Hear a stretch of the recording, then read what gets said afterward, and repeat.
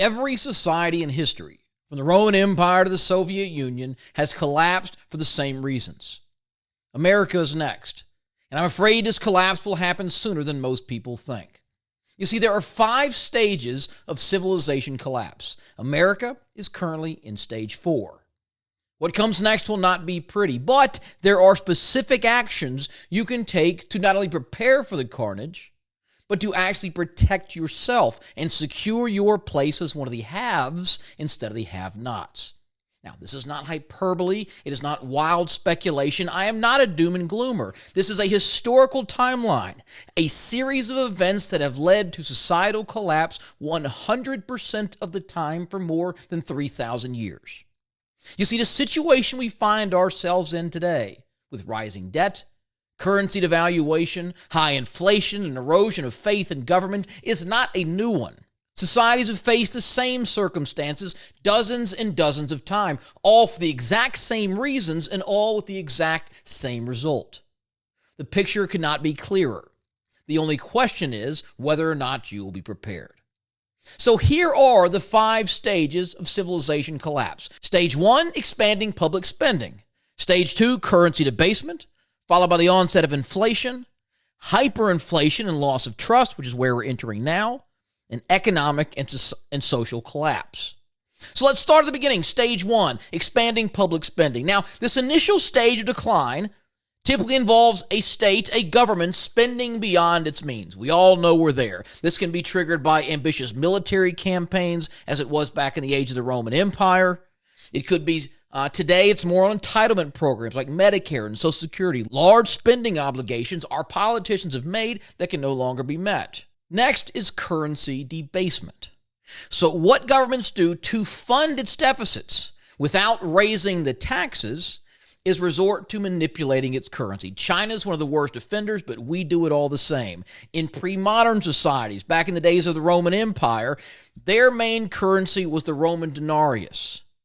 It fell from 95% pure silver in the 1st century to less than 1% by the 3rd century. So essentially what they would do is say, okay, we have 1,000 denarius, we need 1,100 denarius. Let's do this. Let's just put a little bit of steel, of copper, of some other cheap metal in that content. No one's ever going to notice. We'll take it from 95% pure to 93, 92, 91, no big deal. But the next generation does the same thing. The next set of leaders does it again and again and again until over the centuries, that money becomes worth less and less and less. And today, this happens through the central banks. The Federal Reserve prints money to fill the gaps, and that printed money devalues the dollars that are here, and that brings on stage 3, which is inflation. So with the injection of new money into the economy, prices go up because now you've got more dollars chasing the same amount of goods and services. Now initially, and this is for 3,000 years it's been this way, initially those with political connections received the new money first. Think about Washington. Tell me that's not true. Tell me this money is not going to NGOs, to government contractors, to donors, to politicians' wives. It's the same as it's been for 3,000 years. But as the inflation accelerates, and this takes a year, 5 years, 10 years, it erodes the purchasing power for the rest of the population. And particularly hit hard are the poor and those that have their savings in cash. Stage 4, and again, this is where we're entering today, is the stage of hyperinflation and loss of trust. Money printing began when the Federal Reserve was formed in the late 1920s. It has been 100 years. The purchasing power of the dollar has fallen by more than 98% since then. Americans are losing trust. It is not a coincidence that Bitcoin is up thousands of percent over the last 10 years. American investors have seen the writing on the wall. They do not trust the dollar. They have gone to these alternate currency assets like digitals. Go look at gold. It's up 100% over the last 18 months. And this always happens when citizens lose confidence in the currency and the government's ability to manage the economy. And this loss of faith causes investments to cease, causes trade to seize up. It happened in 1920s Germany. It happened in Zimbabwe. Rome began collecting goods and services to pay their taxes because even the government didn't want the worthless currency. And that leaves stage 5, the final stage, where we see true economic and social collapse, a complete disintegration. The government loses their authority. They lose the ability to enforce the law, to collect taxes. And tell me we're not seeing that today. We have folks running for mayor, for governor, on the basis of, I am not going to enforce the laws. We have protests against law enforcement, against immigration. And I don't care how you feel about that. The fact is, it is true. The government is rapidly losing its authority. Trade becomes fractured. As the monetary system fails, international trade becomes impossible. Nobody wants your currency, your Roman denarius, your US dollar. Other countries are fleeing the dollar. The BRICS nations are trying to build a new currency to serve as the world reserve currency. And what happens is civilizations are forced back to a localized economy because other nations, other areas don't want to trade with them. And this leads, of course, finally to societal breakdown. The collapse of the economy and the government eventually erodes the social fabric of that society. Now, let's look back to history, because again, this is not new. When we picture the fall of the Roman Empire, most of us are thinking about gladiators and emperors being stabbed on the marble floors, right? Those scenes are dramatic, yes, but they don't answer the question of how we got there. The real killer of Rome, the greatest empire in the history of the world, the silent destroyer that took down this powerful empire, wasn't a sword or a siege, it was money. And that same story is playing out right now in the United States. Now, for centuries, the backbone of Rome's power was, as I said, a small silver coin called the denarius. And it wasn't just money, it was confidence hammered into metal. Roman soldiers were paid in it. Merchants trusted its purity. Families saved it for generations. As long as Rome's legions were unbeatable, the denarius felt just as solid. But empires are expensive to run. Thousands of miles of roads, massive armies, endless wars, and soon the spending outpaced the income. And again, the emperors faced a choice: cut spending and lose power, or find a way to make money. Sound familiar? Today, it's not our army that's bankrupting us, although it's not helping. It is entitlement, Social Security, Medicare, Medicaid. Now, those of you who paid into this, and I'm one of them, I'm not saying you're sucking the dollars out, but for nearly a century, promises have been made by politicians who wanted to get elected. And when baby boomers were coming into the workforce, there were 7 workers for every 1 retiree receiving benefits, and those retirees lived to about 67. Today, there are less than 3 workers per retiree. And today's retirees obviously live much longer, and the healthcare expenses are much higher. So what do governments do? Well, they turn to the oldest trick in the book, the oldest financial scam in history: debasement.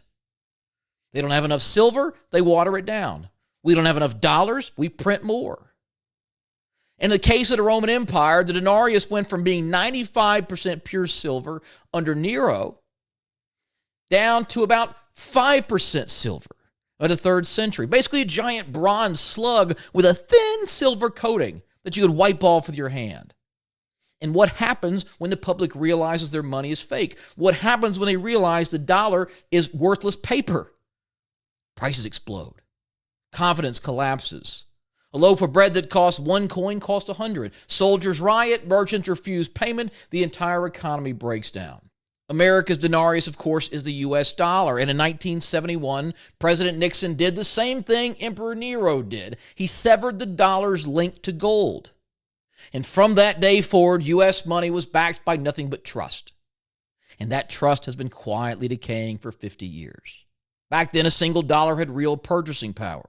Before Nixon, you could trade it in for the actual gold it backed. But today, it takes $7 to buy what $1 bought back then. The dollar has lost 85% of its value since Nixon took that disgusting action. Ironically, the same percentage Rome lost on the denarius before it collapsed. And Washington, of course, keeps doing what every dying empire does: spending more than it earns, printing more to cover the gap, just like the Roman emperors before them. You see, Rome didn't collapse overnight. Neither has the U.S., but it rotted from within. The coins didn't just lose silver, they lost trust. And when the trust dies, society follows. Inflation tore apart trade. Farmers abandoned land, tax collectors couldn't collect, and desperate rulers tried to fix it by force. And I guarantee you this is coming to the United States in the next 10 to 15 years. Price controls. In the Roman Empire, it was a death penalty for merchants charging anything over the decreed price. Now, today we're seeing some of that already. Price caps, subsidies. The guy running for mayor of New York is running as an outright socialist and likely to win. We've seen trillion-dollar rescue packages, an economy just drowning in debt. And the Fed can't raise rates without breaking the system. It can't print more without killing the dollar. We are repeating the exact same fatal pattern that Rome did. Debase, inflate, collapse. Now, in the case of Rome, it eventually tried to save itself. Emperor Constantine introduced a new coin, the gold solidus, real money once again. This restored trust, but only for the Eastern Empire. The West was already too far gone. The damage is irreversible. The currency had died, and so had the empire. And make no mistake, the same thing will happen in America. It will take a different form. They will polish it up and say it in fancy words. But if you cannot see the writing on the wall, there is nothing I can do to help you. These 5 stages repeated themselves for thousands of years. The Roman Empire, the British Empire, the Mongols, Russia, the Qing dynasty, the Spanish Empire, it's all the same. And we're following in the exact same footprints. Expand public spending, begin to debase the currency, watch inflation creep in. Then comes hyperinflation, the loss of trust, followed by economic and social collapse. America is not unique. And I don't believe it'll be different this time. But in the phases of hyperinflation and economic collapse, what tends to rise are real assets. The income gap, the wealth gap just widens. Those that have real estate, farmland, gold, silver, equities, their assets simply rise even further in value. The have-nots, who don't have real assets, who are holding cash, who live paycheck to paycheck, inflation and hyperinflation destroys the purchasing power of their dollar, and they fall deeper into poverty. The republic will collapse. Make no mistake, it's not a matter of if, it's a matter of when. My advice, own assets. Own gold, own silver, own real estate, own anything that produces an income or is a true store of value, because that is the only safe haven in stage 5 of economic collapse. Now, if you want to learn more, hit the subscribe button down there in the corner. That way these videos will show up in your feed, and I want to share with you stock tips, strategies, anything I believe can grow and protect your wealth.